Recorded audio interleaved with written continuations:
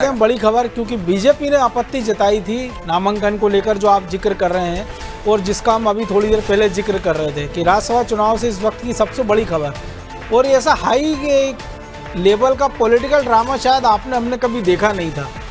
कि हमने लोकसभा में होते देखा, विधानसभा के लिए भी हमने देखा, लेकिन आफ्टर इलेक्शन देखा है।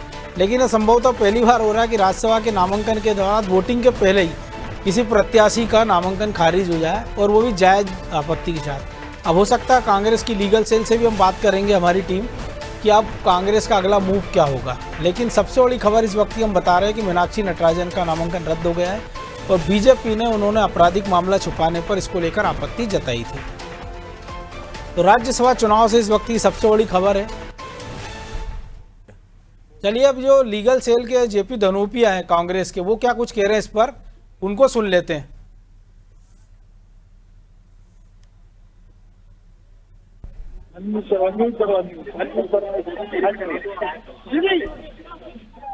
ये सीधे तस्वीर हम आपको विधानसभा परिसर से दिखा रहे हैं कि नेता इस पे कुछ बात करने को भी फिलहाल तैयार नहीं। अभी आपने जेपी धनोपिया देखा, बीजेपी नेताओं की टीम निकलते दिख रही है गाड़ियों में, काफिला। तो मंत्री, कैबिनेट मंत्री राकेश सिंह, मतलब 2-3 घंटे तक मनोज जी ड्रामा चलता रहा विधानसभा के अंदर कांग्रेस का और बीजेपी के लोगों के भी। हमने देखा किस तरह से वहाँ धक्का मुक्की भी हुई। पहले बीजेपी के लोग वहाँ बैठे हुए थे, इसके बाद जैसे ही कांग्रेस को खबर लगती है कांग्रेस के लोग भी वहाँ पहुँच जाते हैं।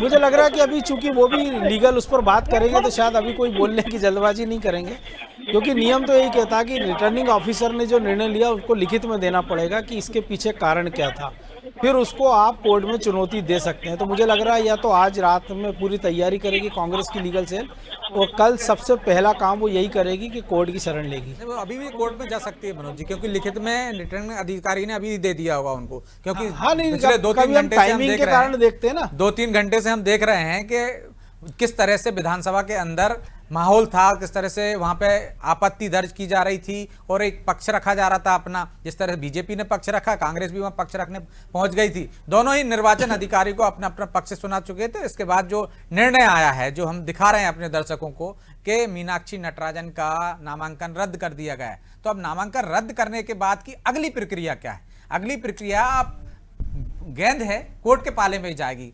अब जो बीजेपी के लोग अपने चले गए, कांग्रेस के लोग जाएंगे, तैयारी करेंगे, अपने नेताओं से संपर्क करेंगे, विवेक तनखा से संपर्क करेंगे और दिल्ली में आला कमान को जानकारी देंगे। इसके बाद ये निर्णय होगा कि क्या करना क्या है। तो अगली बार जो रणनीति आएगी, या सुबह जाते हैं वो रात में ही कोर्ट में जाते हैं, ये उनके आला जो वकील हैं, चाहे विवेक तनखा हो, आला कमान, ये सब तय करेंगे कि अगला कदम क्या उठाना है। निश्चित तौर पर ये तो माना जा रहा है कि कोर्ट की शरण में जाएंगे, क्योंकि अभी मौका है। 18 तारीख को मतदान होना है। इस बीच में कांग्रेस के पास 9 दिन हैं। वो उसकी कोशिश करेगी कि उनका जो नामांकन रद्द हुआ है उसको बहाल कराया जा सके।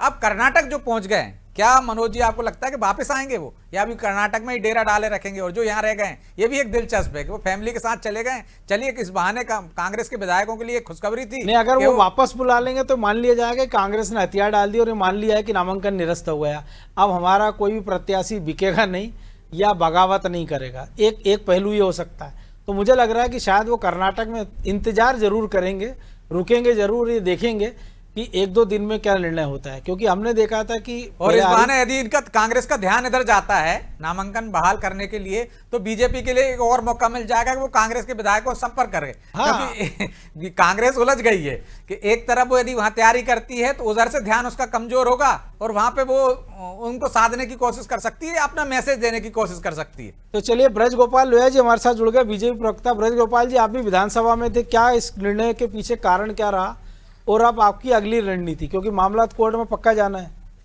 कारण बड़ा स्पष्ट है कि मीनाक्षी नटराजन ने अपने चुनाव के शपथ पत्र में सच को छुपाने की कोशिश की थी।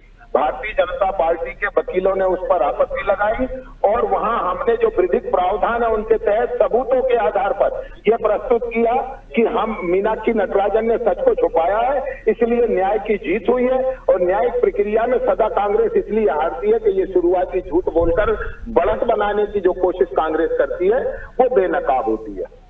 वो तथ्य भी हमारे दर्शकों को बताएंगे क्या लोहिया जी, कि वो क्या मामला था और किस तरह से वो जो आप संज्ञान में लाए? 2025 में न्यायालय द्वारा उन्हें समन किया गया था और न्यायालय द्वारा प्रकरण पंजीबद्ध हुआ है जिसमें वो आरोपी हैं।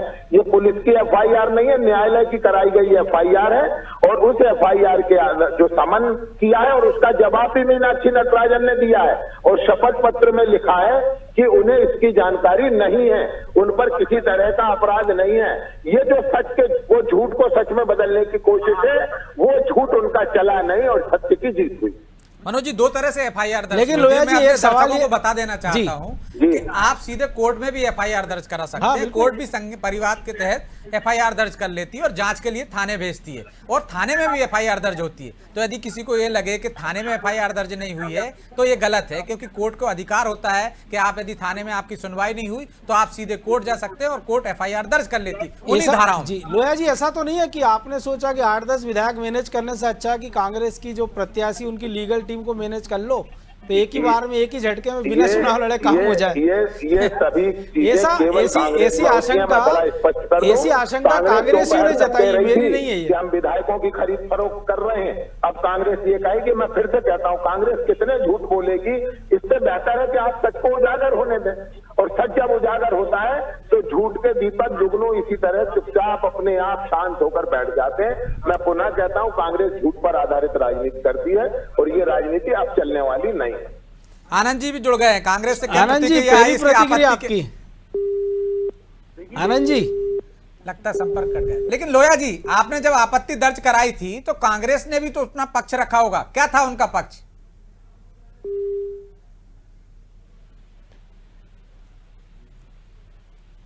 लगता है लोया जी संपर्क टूट गया, क्योंकि अभी हमारी टीम ने बात की थी। जी लोया जी, तो ब्रजेश जी, शुक्ला जी, अब तो पिक्चर लगभग साफ है अभी की स्थिति में।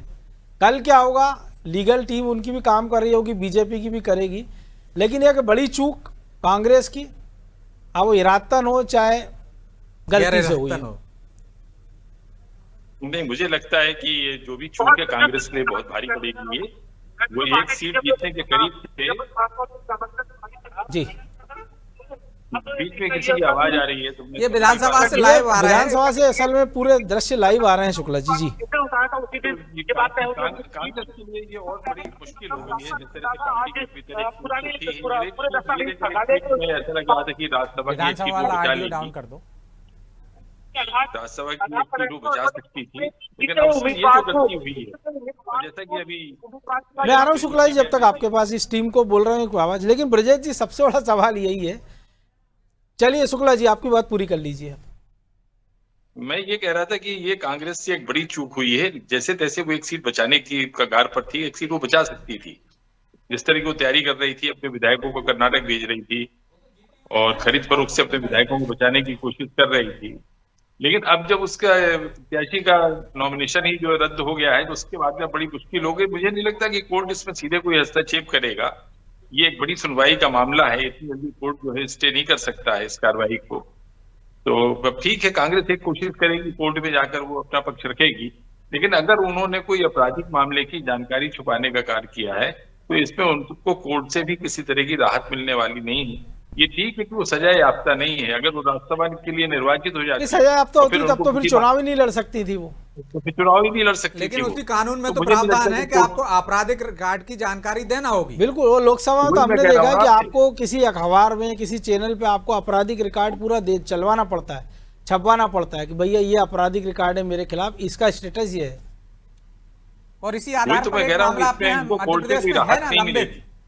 बिल्कुल, अभी तो मुकेश मल्होत्रा का ताजा केस है, लेकिन ब्रजेश जी अब फेस सेविंग एक बचा एकमात्र उपाय कांग्रेस के सामने कि वो कह सकते हैं कि भैया आप हम कोर्ट जा रहे हैं या जानबूझ के ऐसा हुआ है। देखिए मनोज जी, कांग्रेस के सामने फेस सेविंग तो बचा है, लेकिन कांग्रेस के पास आरोप लगाने को भी बहुत कुछ है। वो जैसे ही संवैधानिक संस्थाओं पर सवाल उठाती हैं, चुनाव आयोग पर सवाल उठाती हैं, तो आप देखिए, आप कुछ ही देर बाद हो सकता है ऐसा बयान आ जाए कि निर्वाचन अधिकारी ने पक्षपात किया है, हमारी बात को रिटर्निंग अधिकारी जब वो ईवीएम पे निशान, चुनाव आयोग तो वो एक आरोप लगा सकते हैं। लेकिन इस आरोप मैं आऊंगा ब्रजेश जी, हमारे सहयोगी रिजवान हमारे साथ विधानसभा सीधे जुड़े। रिजवान, आज की सबसे बड़ी खबर, अब क्या स्थिति है, कांग्रेस का अगला कदम क्या होगा? किसी से बात हुई आपकी? साफ सोच है। तमाम जो कांग्रेस के नेता थे वो जब विधानसभा से बाहर निकल रहे थे, हालांकि कुछ नेता बात करने से जो है कतराए, लेकिन कुछ नेताओं ने कहा पक्षपात यहाँ पर किया जा रहा है। कहीं ना कहीं जो चीजें कोर्ट ने FIR की थी उसको यहाँ पर मान्य रखा गया है। थाने पे FIR नहीं की गई थी, कोर्ट के संबंध में जो है उसके चलते जो है यहाँ पर नामांकन रद्द की कार्रवाई की गई है। मैं दिखाना चाहूंगा भोपाल विधानसभा का पूरा नजारा है। मध्य प्रदेश विधानसभा के तमाम सुरक्षा के इंतजाम यहाँ पर किए गए हैं। धीरे धीरे विधायक कांग्रेस से निकल रहा है। सबसे बड़ी चीज यहाँ पर एक देखने को ये मिली, जो बीजेपी से जो विधायक और जो मंत्री और जो नेता निकल रहे थे वो एक विक्ट्री का साइन दिखाते हुए यहाँ पर निकल रहे थे। उनका साफे से कहना था सच्चाई की यहाँ पर जीत हुई है। जिस तरीके से अपराध को नामांकन में छुपाए, चीजों को जो दस्तावेज सही तरीके से पेश नहीं किए, उन तमाम चीजों को देखते हुए जो है आज रिटर्निंग ऑफिसर ने जो है नामांकन रद्द किया है। और कांग्रेस ने इस तरह के कई मामले पहले भी किए हैं और आज पूरी तरीके से कहानी उनकी स्पष्ट हुई है और उनका नामांकन। कांग्रेस की लीगल सेल भी वहाँ मौजूद थी, आपकी बात हुई क्या किसी से रिजवान? बिल्कुल साफ तौर से उनका यही कहना था कांग्रेस के नेताओं का, जो चीजें हैं वो लगातार प्रक्रिया में है, लेकिन जब नामांकन रद्द हुआ तो कुछ भी कहने से जो है बचते हुए नजर कांग्रेसी आए। उन्होंने कहा प्रदेश कांग्रेस कार्यालय में मीडिया से जो है बातचीत की जाएगी, यहाँ पर कोई भी चीज कहना संभव नहीं है। हालांकि बीजेपी के नेताओं, चलिए मैं आऊंगा रिजवान आपके साथ, आप नजर बनाए रखिए।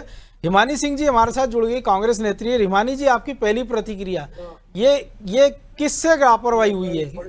मीनाक्षी नटराजन से या कांग्रेस की लीगल सेल से, जिन्होंने उनका नामांकन पत्र तैयार करवाया था और दाखिल कराने गए थे?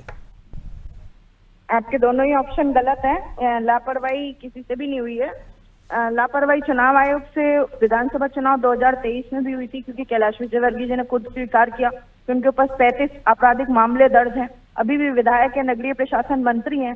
तो आपने पहले ही बोल दिया था कि कांग्रेस अब बोलेगी। कांग्रेस के पास सबूत हैं, कांग्रेस के पास ऐसे उदाहरण हैं जिसमें पक्षपात की बातें समझ में आ रही हैं, लेकिन फिर भी आप बोलेंगे कि कांग्रेस ऐसा बोल रही है। भाई कांग्रेस तो बोलेगी अगर उसके साथ गलत होगा। हम तो इसलिए तो आपका पक्ष जानना चाह रहे हैं भाई, आप जो बोल रही हैं। तो रिटर्निंग ऑफिसर ने आपको समय दिया, तथ्य आपके सामने सारे, फिर क्या कारण था? क्योंकि रिटर्निंग ऑफिसर ऐसे ही तो किसी का नामांकन दाखिल खारिज नहीं कर सकता।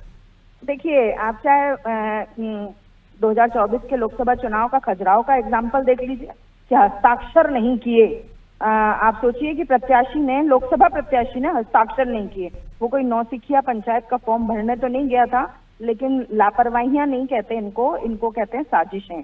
लेकिन तो उसके बाद भी उस प्रत्याशी ने तो सामने आके ना कोर्ट में चुनौती दी ना कुछ, और आपने कहा साइन नहीं किए। वो भले नौसिखिया ना हो, लेकिन मीनाक्षी नटराजन तो उच्च शिक्षित हैं, एक बार लोकसभा का चुनाव जीत चुकी हैं, 2 चुनाव हार चुकी हैं, तो 3 बार उन्होंने नामांकन पत्र दाखिल किए ही होंगे ना कभी ना कभी तो। हाँ, तो उनसे लापरवाही तो नहीं हो सकती, इसे कहते हैं साजिश। तो जो साजिशों, साजिश किसकी है ये? बीजेपी की है या कांग्रेस के, उनके आपके अपने लोगों की है, जो नहीं चाह रहे होंगे कि मीनाक्षी नटराजन राज्यसभा में जाए और यहाँ के नेताओं पर ठीकरा फूटे कि वो पूरे विधायकों को साथ नहीं रख पाए, हॉर्स ट्रेडिंग हो गई, इसलिए ये बीच का रास्ता चुन लिया कि नामांकन कैंसिल करा दो आपराधिक लावारिसी से। हॉर्स ट्रेडिंग के तो खूब प्रयास किए गए और उसके कई कॉल रिकॉर्डिंग्स भी हैं, समय के साथ आपके सामने आएंगी। 10-10 करोड़ के खुले ऑफर लेके घूम रही थी, पर इस पे कहीं ना कहीं आपको भी चिंता में आना चाहिए कि आपके भी वोट की जरूरत अब भारतीय जनता पार्टी को नहीं है। अब उन्हें किसी के वोट की जरूरत नहीं है। वो जैसे चाहें वैसे चुनाव जीत सकते हैं, चाहे पैसे से जीत सकते हैं, नामांकन रद्द करा के जीत सकते हैं, ईवीएम द्वारा जीत सकते हैं, पर वो चुनाव जीत के दिखाएंगे। तो केरल में आप ऐसे जीत गए क्या? बिना वोटर के जीत गए क्या केरल में आप? नहीं तो फिर आप वोटर पे क्यों सवाल उठा देते हो बार बार? आप पे सवाल तो नहीं उठाया मैंने, आप समझ नहीं, आपने कहा आपको वोट की जरूरत नहीं है, तो मुझे तो लग रहा है कि मेरा वोट की जरूरत है देश को, सरकार को। ये सवाल नहीं है सर, ये सवाल नहीं है। मैंने आपको स्थिति दिखाई, आपको आईना दिखाया मैंने कि आपके वोट की जरूरत आप मुझे मत दिखाइए आईना, आप तो अपने नेताओं को दिखाइए जिनके कारण ये हुआ है। क्या FIR दर्ज नहीं है क्या? FIR तो दर्ज है ना रिटर्निंग ऑफिसर, और इन लोगों को भी आईना दिखाने की कहीं ना कहीं जरूरत है। चुनाव आयोग वो आप दिखाइए इस तरह भारत को। लेकिन जो हमारे सहयोगी सवाल कर रहे हैं ब्रजेश जी, उसका जवाब दे दीजिए। हिमानी जी, FIR दर्ज है कि नहीं है मीनाक्षी जी पर, और उनको नोटिस मिला था कि नहीं? उन्होंने जो कोर्ट में जवाब दिया है, ऐसा बीजेपी कह रही है कि उन्होंने खुद कोर्ट में जवाब दिया है, तो कैसे माना जाए कि उनको पता नहीं था? मैं आपसे पूछना चाहती हूँ कि आप ये सवाल क्यों नहीं पूछ रहे हैं कि 35 FIR होने के बाद उनका हवाला अपने फॉर्म में कैलाश विजयवर्गीय ने क्यों नहीं किया? फिर वो चुनाव जीत के और मंत्री बन गए और उनके स्वीकार करने के बाद भी कोई कार्रवाई नहीं है और आप लोग सवाल भी नहीं पूछ रहे। तो पूछ लेंगे ना, अभी कैलाश विजयवर्गीय है नहीं ना, इसलिए तो उनसे नहीं ये पूछ रहे। अभी ये पूछ मतलब लेते हैं कि भैया कैलाश पहले विजयवर्गीय कौन जी सा मैटर हुआ? आप कहीं देख रहे हो टीवी चैनल, तो हम आपसे सवाल पूछते हैं कि 35 मामले आप पर दर्ज हैं, तो क्यों और आप कोर्ट आज तक चले जाते हैं। विधायक- हमने देखा मुकेश मल्होत्रा का मामला आपके सामने ही है, आपके सामने राजेंद्र भारती का मामला है, जी नरोत्तम मिश्रा का मामला अभी तक पेंडिंग चल रहा है 2 बार का। हमने ये भी बताते ही ऐसा सभी नहीं है। मामले हैं सर, अभी ये ब्रेकिंग न्यूज है, जो तथ्य हैं वो लगातार आपके तो वो सामने हमें आते वही जो रहेंगे। ब्रेकिंग न्यूज है वो यही है ना कि हिमानी जी की मीनाक्षी नटराजन का नामांकन निरस्त हुआ है। ब्रेकिंग न्यूज ये नहीं है कि कैलाश विजयवर्गीय ने क्या कहा था। नहीं सर, कैलाश विजयवर्गीय कोई कुछ कह दें तो भी कुछ नहीं होता, वो बस ऐसा बोलते हैं कि हम चाहें तो अरे तीसरा आपको पता है ना, कैंडिडेट घंटा जिताएंगे। कहा था कैसे उन्होंने, भी क्या हाल हो जिताएंगे? गए, औकात उन्होंने कहा था क्या हाल हो गए उनके, क्यों नहीं चला? इन्हीं चलिए चैनलों ने मोहित, चला है ना। मैं आऊंगा। मैं हिमानी जी 1 मिनट, मोहित गर्ग जुड़ गए हमारे साथ, बीजेपी के नेता हैं, उनसे। मोहित जी आपको आवाज मिल रही है? जी मोहित जी, हिमानी सिंह जी का आरोप है कि कैलाश विजयवर्गीय 35 मुकदमों की जानकारी छुपाते हैं, चुनाव आयोग कुछ नहीं करता है, लेकिन इस मामले में जिसमें कुछ है ही नहीं, उसमें निर्वाचन अधिकारी की मिलीभगत से आप नामांकन कैंसिल करा देते हैं। देखिए, भारतीय जनता पार्टी के खिलाफ कांग्रेस को हमेशा हर चुनाव हारने के बाद कांग्रेस या तो चुनाव आयोग पर पहुंच जाती है और या बाकी एजेंसियां ईडी सीबीआई का नाम लेने लगती है। आऊंगा हिमानी जी उनका जवाब ले ले, फिर मैं आपको मौका दूंगा। अभी आप केरल में चुनाव जीते, वहां सब कुछ बढ़िया था, तेलंगाना में जीते वहां सब कुछ। तो ये देखिए, अब इनको जनता नकार चुकी है और इनके पास अपना फेस सेविंग करने के लिए सिवाय ईडी सीबीआई और मुख्य चुनाव आयोग के अलावा इनके पास कुछ बचा नहीं है। ये जो नामांकन निरस्त हुआ है, ये सुप्रीम कोर्ट की क्लियर गाइडलाइंस है कि अगर आपके खिलाफ कोई आपराधिक मुकदमा दर्ज है तो उसका आप जिक्र करिए अपने तो वही एफिडेविट में। वही तो वो अगर आप आरोप उसमें लगा जिक्र रही है कर- कि कैलाश विजयवर्गीय को उसी सेम मामले में राहत मिल जाती है, लेकिन मीनाक्षी नटराजन को नहीं मिल रही है। ये उनका आरोप है। देखिए, 35 अभी मामलों में। वो निरस्त हुआ है, उसके बाद मीनाक्षी जी अपना पक्ष 35 मामलों में रखेंगी, उसके बाद जो निर्णय कैलाश होगा, विजय की सामने सुनाई आएगा। नहीं देते इनको इनको। सब कुछ इंस्टेंट क्यों इनको चाहिए होता है? पिछली डिबेट में ये कैलाश विजयवर्गीय को जैसे ही बीजेपी का हारते हैं पार्टी नहीं चुनाव मान तो रहे थे। इंस्टेंट चुनाव आयोग के ऊपर आक्षेप लगा देते हैं, जब आगे होते हैं या सीट जीत रहे होते हैं तब कुछ नहीं होता। तो इसलिए इनकी बातों पर ना जनता विश्वास करती है और ना ही इनके पास कोई तथ्य होते हैं जिस पर, देखिए, चुनाव आयोग ने अभी निर्णय लिया है, उस पर आप अपना पक्ष रखेंगे, चुनाव आयोग संतुष्ट होगा तो आपका नामांकन कंटिन्यू हो जाएगा। अगर चुनाव आयोग आपके उससे नहीं होगा, संतुष्ट नहीं होगा, तो आपका नामांकन जो निरस्त है वो कंटिन्यू हो जाएगा। नहीं, रिटर्निंग तो ऑफिसर ने भारतीय समय जनता दिया था पार्टी 6:30 तक का, वो संतुष्ट नहीं हुए तो उन्होंने अपना निर्णय कर दिया। अब तो जो कुछ करना कोर्ट को करना है। तो हिमानी जी, अगला मूव कोर्ट पर जाएंगी, सड़कों पर उतरेगी, कांग्रेस क्या करेगी? सर, जनता को हर तरह से इस बात को लेकर जागरूक करेंगे कि उनके वोट की जरूरत अब भारतीय जनता पार्टी को नहीं है। क्यों? हर तरह से साबित करेंगे, कोर्ट से भी करेंगे, जमीन से भी करेंगे, वीडियो बनाकर करेंगे, आपके चैनल के माध्यम से करेंगे, हर जगह से करेंगे कि उनके वोट की जरूरत नहीं है जनता को। तो जनता के अच्छा वोट की मौका है जरूरत ना नहीं है हिमानी जी, बीजेपी को। जिन जिन लोगों के पास फोन गए थे 10-10 करोड़ के जो आप आरोप लगा रहे उनको थे बाहर कर मीडिया के दीजिए। सामने, बाहर दिखा दीजिए, ओपन कर दीजिए कि इस तरह की साजिश हो फोन रही आया है। आपके पास, मेरे पास फोन आया, आप मुझे बाहर करवा दीजिए पार्टी से।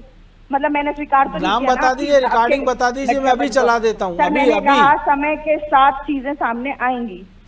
अरे कब तो आएंगी? जब मतलब कांग्रेस ने कहा कि हमारे जब पास भी आप 10 पहले भारतीय जनता पार्टी के लोग संपर्क क्योंकि में हैं। 2020 में बना रहे थे। 2020 में भी यही आरोप लगाए थे आपने साहब, 5 करोड़ 10 करोड़ मिल रहे हैं। फिर 23 में आप वही आरोप लगा रहे हैं, फिर वही कहानी 26 में, वही 28 में दोहराएंगे आप। सर, आप मीडिया में हैं, आपने नहीं पढ़ा कि कैलाश विजयवर्गीय ने स्वीकार किया कि बंगाल में मुझ पे 35 केस हैं बलात्कार के आरोप सहित?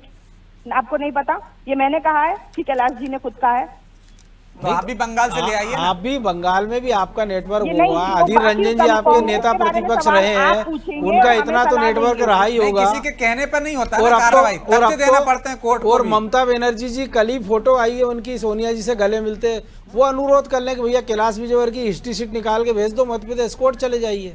हम उनका पक्ष नहीं ले रहे, लेकिन जो कागज सामने दिखाना पड़ेंगे।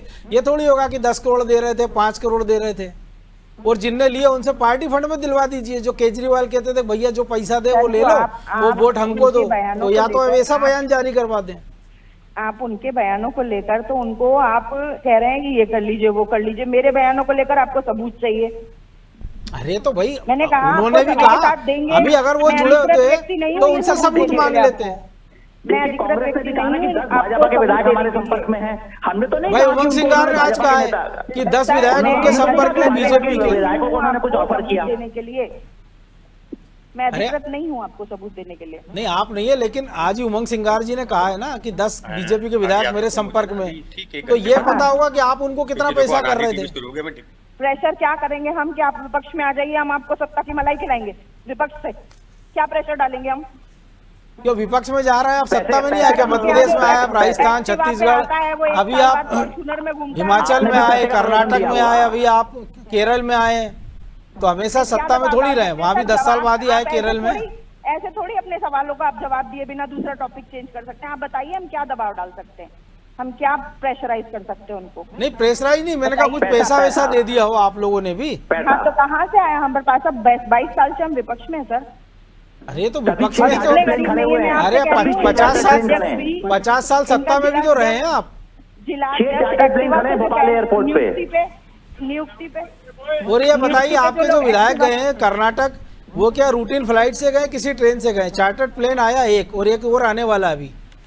सर मैं पूछ रही हूँ कि हमारे अध्यक्ष हैं, जब नियुक्ति के समय पे वो लोग एक्टिवा पे घूम रहे थे, सुमित मिश्रा आज फॉर्च्यूनर में घूमते हैं, तो इनको क्या दबाव पैसे का वो दिखाएंगे हम, और इनको क्या देंगे? इनके जिला अध्यक्ष तक करोड़पति अरबपति हो जाते हैं। अरे ऐसे तो वो तमाम सारे मिल जाएंगे। एडीआर की रिपोर्ट में आपके सामने रख दूंगा अभी 10 मिनट का आप अगर समय देंगी कि कितने करोड़पति आपके डीके शिव कुमार जी बेचारे 1,500 करोड़ की असामी, इतने गरीब राजनेता है। व्यापार करते हैं, खरीदेगा पर्सनल, राहुल जी कौन सा व्यापार करते हैं? पर्सनल आपके जैसों की मंदबुद्धियों की अकल बेचने का काम करते हैं वो, रद्दी कबाड़ा। चलिए कबाड़ा चीज भी आप बेच के करोड़ों कमा रहे हो, और क्या चाहिए आपको? मोहित जी आप जैसों की अकल बेचने का काम करते हैं, मूर्खों की, खाली जो यूजलेस होती है। ये कोई जवाब नहीं हुआ ना। बताइए राहुल जी के पास अरबों रुपए कैसे आ गए? नहीं, जीजा जी के पास अरबों रुपए कैसे आ गए? आपके पास डॉक्यूमेंट्स हैं कितने अरबों रुपए हैं उनके पास और कहाँ से आए हैं इसका? उनके इनकम टैक्स में छोड़ा। अरे उनके इनकम टैक्स में छोड़ा, मेरे को डॉक्यूमेंट दिखाने की जरूरत ही नहीं है। अनर्गल सवालों लेकिन इधर उधर क्यों जा रहे हो मोहित जी? सीधा सीधा कि आप मुकाबला कर सकते थे, चुनाव में जा सकते थे, आपके पास एक दो आपके जीत ही रहे थे, तीसरे के लिए आप कह रहे थे कि अंतरात्मा से लोग वोट देंगे, तो फिर ये वाला रास्ता क्यों अपना है? यदि कोई चूक हो गई थी तो छोड़ देते, मुकाबला करते, लोकतांत्रिक तरीके से हासिल करते सीट। नहीं तो चूक, अगर देखिए अगर आपके पास कोई संवैधानिक चूक हुई है, कोई कानूनी चूक हुई है, तो उसको हम उजागर करेंगे ना। ये कौन सी बात हुई? कोई 56 इंच कहने से 56 इंच नहीं हो जाता। डरपोक लोग होते हैं जो वो ऐसी ही हरकतें करते हैं। वो इंदौर में भी कर चुके हैं, खजुराहो में भी कर चुके हैं और वापस किया दोबारा। लेकिन आप ही के साथ क्या होता? अभी हाल में देखा हरियाणा में हुआ, हमने देखा उड़ीसा में हुआ, और झारखंड में वही पेंच फंसा हुआ। आपकी सहयोगी जो झारखंड मुक्ति मोर्चा है वो हेमंत सोरेन खुद कह रहे हैं कि मेरे से हमसे बिना पूछे कांग्रेस ने उम्मीदवार खड़ा कर दिया। तो संकट तो आपके साथ वहाँ भी है ना, मध्य प्रदेश चले छोड़िए, सर ये हर जगह है ना आपके साथ दिक्कत। हमारी गलती है, खड़ा किया गया कि चुनाव बुधनी में राजकुमार पटेल जी ने साइन नहीं किए फॉर्म पे, हमारी गलती है। नहीं उन्होंने बी फार्म जमा नहीं किया था समय पे, वो विदिशा वाले तो वो थे, वो 2 बार हुआ ऐसा, विदिशा में भी हुआ, बुधनी में भी हुआ। हाँ वही तो वो भी कांग्रेस की, वो भी भारतीय जनता पार्टी की गलती है। साइन करना भूल जाता है, उसको भी हमको नजरअंदाज कर देना चाहिए। ऐसे फॉर्म जमा नहीं करता है, कोई साइन करना भूल जाता है, सब इत्तेफाक है, कोई ऐसी साजिश नहीं है। लेकिन तो हिमानी जी आप कह रही है कि वो मंदबुद्धि बेचते हैं, तो ये उदाहरण तो आप दे रही है कि बुद्धि किसके पास कम है। आप सोचिए कि एक अशोक मित्तल करके सांसद हुआ करते थे पंजाब के, ईडी की कार्रवाई होती है, बीजेपी ज्वाइन करते हैं, क्लीन चिट मिल जाती है। पर राहुल जी और सोनिया जी बेल पर हैं, दोष ही हम हैं। कोई तड़ीपार भी है आपकी पार्टी में, मेरे को ऐसा याद है। तड़ीपार तो एक समय के लिए होता है, आदमी फिर वापस हो जाता है। तड़ीपार हमेशा के लिए नहीं होता, मतलब कोई ऐसा नहीं होता है कि आपने किसी देश में डिपोर्ट कर दिया हो। पार्टी के कुछ मंत्री बलात्कार के आरोपी भी रहे हैं, मैंने ऐसा सुना है उनके ही मुंह से। अरे वो तो अभी आपने वो पोरवाल जी का लड़का भी रेप में किया हुआ, वो छोड़िए आप। अरे वो तो अभी अरे शुक्ला जी कुछ कह रहे हैं, मैं आऊंगा आपका शिवानी जी। जी शुक्ला जी, मैं ये कह रहा हूं कि जो कांग्रेस का लीगल सेल है उसमें देखिए कमलनाथ समर्थक लोग तो नहीं बैठे हुए हैं, क्योंकि कमलनाथ भी इसमें थे, दौड़ में शामिल थे। सबसे पहले ये देखिए कि लीगल सेल में कहीं कमलनाथ के समर्थक लोग तो नहीं है। जेपी धनोपिया जी हैं, वो अर्जुन सिंह के साथ रहे हैं शुरू से। हाँ, और वो दिग्विजय सिंह के भी समर्थक माने जाते हैं। इसलिए तो मैं कह रहा हूँ कि सबसे पहले लीगल सेल की विश्वसनीयता को तो परख लीजिए। लीगल सेल कहाँ से, लीगल सेल को बताया होता तो अब तक मीनाक्षी जी का स्पष्टीकरण आ गया होता कि हमने लीगल सेल को इसकी जानकारी दी थी। वो और तो उन्होंने नौशकी नहीं राइटिंग है। में दिया मीनाक्षी कोर्ट में। जी एक चुनाव जीत चुकी हैं, 2 बार वो हार चुकी हैं। चुटकियां ले लीजिए, आप लोग मजे ले लीजिए, कुछ भी ले लीजिए, पर हमें गर्व है कि आप लोग हमारी एकता अखंडता को नहीं हिला पाए, तो आपको ये वाला सहारा लेना पड़ा और ये जनता के सामने पूरी तरह क्लियर है। और कल तक बहुत सारे लोग इसके बारे में बोलने लगेंगे, पर आप हमारे विधायकों को नहीं खरीद पाए। तो मोहित जी विधायक नहीं खरीद पाए तो लीगल सेल में सेंध लगा दी क्या आप लोगों ने? लीगल सेल में सेंध नहीं लगाई इनकी सर, इनकी रिटर्निंग ऑफिसर को सेंध लगा दी। सेंध लगा लेते हैं। दिग्विजय सिंह जी कमलनाथ जी का सेंध लगा लेते हैं, कमलनाथ जी अजय सिंह जी का सेंध लगा लेते हैं। तो कैलाश जी मोहन यादव को सेंध लगा देते हैं, मुकेश सिंह मोहन यादव को सेंध लगा देते हैं, शुक्ला जी मोहन यादव को सेंध लगा देते हैं, लगाते रहते हैं, सिंधिया जी मोहन यादव को सेंध लगाते हैं। चलिए अभी 7:30 बजे कांग्रेस की एक प्रेस कॉन्फ्रेंस होना पीसीसी पर। उस प्रेस कॉन्फ्रेंस में कांग्रेस के नेता क्या नई दलील देते हैं, क्या तर्क देते हैं,